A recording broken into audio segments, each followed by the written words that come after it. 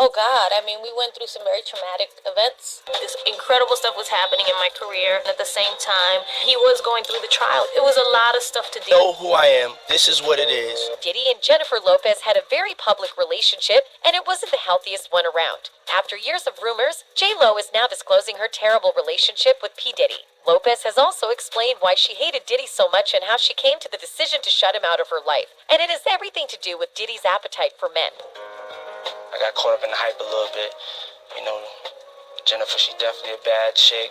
It appears that Diddy abandoned her quite devastated after their brief romance. She said that she would let them both drown when asked whom she would let drown, Ben Affleck or Diddy. You look in the ocean, you see Ben Affleck,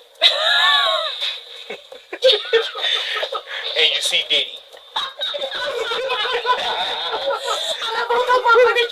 Jennifer had remained silent about the high-profile romance all this time, but she's finally talking about it. And it's just as horrible as we thought. She claims that it was the first relationship she had in which she continuously worried that her spouse was being unfaithful. Sean Combs and Jennifer Lopez had a brief relationship that lasted around 18 months, but it turned out to be one of the most challenging periods in her life. Jennifer has now given us a glimpse into the reality of her relationship with Diddy and how she was ultimately able to leave it. It was the first time I was with someone who wasn't faithful. I was in this relationship with Puff where I was totally crying, crazy, and going nuts. It really took my whole life in a tailspin.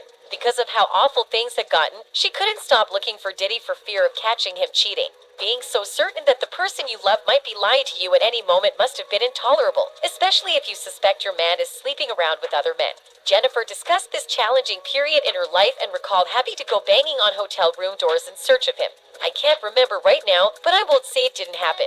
I never caught him, but I just knew. He'd say he was going to a club for a couple of hours and then never come back that night. And Lopez experienced a profound insight as a result. She didn't want to commit to a partner who was so untrustworthy. I had to think, do I want to be home with kids in 10 years wondering where somebody is at 3 in the morning?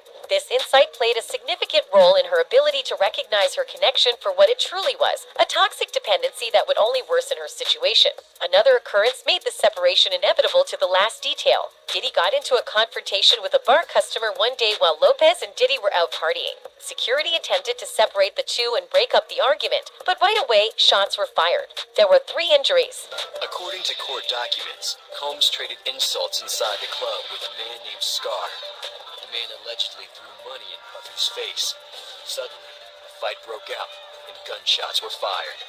2 guys were shot in the shoulders, while a woman was shot in the face. Just after leaving the club, Diddy dramatically led Jennifer by the hand behind him. At the end of the day, I think he was not fleeing a crime scene. I think he believed that he was fleeing for his life. When the police quickly stopped the Mercedes Diddy was driving, they discovered a revolver on the car seat, close to Jennifer's feet. They were both taken into custody for having prohibited weapons. J-Lo spent 14 hours in the police station shackled on a bench. The policeman who was on duty said Jennifer was a complete mess. Obviously, nobody really wants to be arrested. It's a really traumatic experience. She was crying all over the place. She was just upset about the whole thing. Luckily, there was no proof against her, so she was freed after 14 hours. Yet that was enough to thoroughly traumatize her after the event. Nonetheless, Diddy had to spend a few days behind bars. The pair was thrust into the public eye in a completely new way as a result of this tragedy. Both of them buckled under the pressure, and Jennifer was thrust into a predicament she had little to do with. They were constantly being pursued by the media, and to make matters worse, their seemingly ideal relationship was beginning to fall apart. Jennifer loved Diddy, but he never reciprocated her feelings in the same way. In actuality, Diddy remained in love with his ex, Kim Porter, throughout their union and was also rumored to be sleeping with other men in the music industry. A little bit, you know, Jennifer, she definitely a bad chick, but I was still in love with Kim, you know what I'm saying? So I couldn't marry Jennifer if I was still in love with Kim. Diddy eventually understood that his affection for Kim never went away, even if he had left Kim for Jennifer. After all this, Jennifer concluded that ending the relationship was the best course of action. When Jennifer finally ended their relationship for real, he didn't even believe her because the two had developed such unhealthy routines and had broken up so frequently. In order to stop harboring resentment toward this toxic connection, Jennifer had to eventually be able to remove herself from it. She claims that Puffy is aware of her affection and concern for him. I'm just Big Boy joking. TV. Dad, She's serious. Puffy, you know I love love you. You know that. Before, one of Hollywood's most adored couples was Jennifer and Diddy. They were a stylish couple who attracted attention everywhere they went. They appeared to be madly in love with one another for a while. It appeared as though they were meant to be together. I told her, you know, she's one of the most beautiful people in the world, and I'm a pretty nice guy myself. Jennifer believed that Diddy was the only person who truly understood her. He knew what it meant to be renowned and always in the media because he, too, was a celebrity like her. They clicked right away and felt like they were meant to be together. Developed this bond, and we both knew nobody else understood exactly how we felt. Diddy initially met Jennifer while he was with Kim, but he was instantly captivated by her. In actuality, they fell in love at first sight. He could not bear to be without Jennifer, and she was similarly enamored with him. I was ambitious, she was ambitious. I was a workaholic, she was a workaholic. I had to have self-control.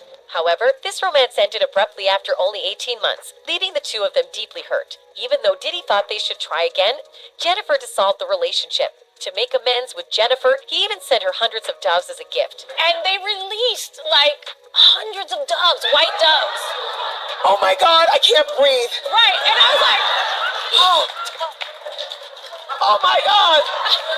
Did it work? Did you go back with him? no. The act demonstrated that Diddy loved Jennifer as a person and understood the significant impact she had on his life, even though it did not succeed in getting Jennifer back. Although Jennifer is aware of how damaging and unhealthful that period of her life was for her, even now, she still manages to draw some valuable lessons from it. To be able to forgive someone for adultery requires a lot of self-work. Given that Diddy was perpetually in love with someone else, Jennifer had it even worse. She discussed this during an interview. The Puffy era was just kind of a crazy, heightened time in my life. You know, Puffy and I both grew up in the Bronx. He had been in the music business and had all this success. I was just starting and making my first album when I met him. He became kind of a mentor to me at that moment. We had this kind of crazy, tumultuous relationship that ended in a bang. Despite the relationship being painful for Jennifer, she managed to recover and improve greatly. It was definitely a moment, but I felt like it was necessary. He was meant to be in my life at that moment to teach me what I needed to know about the music business, about what kind of artist I wanted to be in the music industry.